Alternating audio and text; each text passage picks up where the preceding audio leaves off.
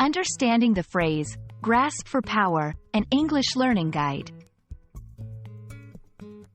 Hello everyone, welcome to our English language learning series. Today, we're going to explore a fascinating phrase, grasp for power. Understanding such phrases is not only about learning new words but also about getting a deeper insight into how language can express complex ideas. Let's dive in and unravel the meaning and usage of this intriguing phrase.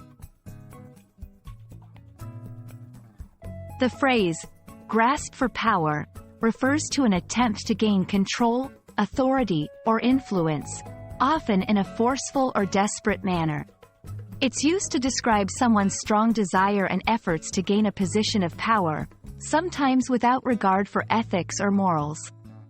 The word, grasp, here is key, as it implies a kind of reaching out or stretching to attain something that might not be easily accessible. Let's look at the components of the phrase. 1. Grasp.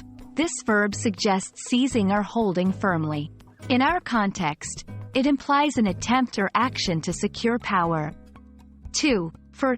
This preposition indicates the purpose or reason behind the action. 3. Power. This noun refers to the ability or capacity to influence or control others. When put together, grasp for power paints a picture of someone actively trying to seize control or authority. To better understand, let's see some examples. 1. The general's grasp for power led to a military coup. 2. There was a noticeable grasp for power within the company as the CEO announced retirement. 3. In many tragedies, characters' grasp for power leads to their downfall. Notice how the phrase can be applied in various contexts, from politics to personal relationships. Understanding synonyms can broaden your understanding. Here are a few: power struggle, jockey for position, bid for control, fight for dominance. Each of these carries a slightly different nuance but revolves around the same theme of seeking power. And that's a wrap on grasp for power.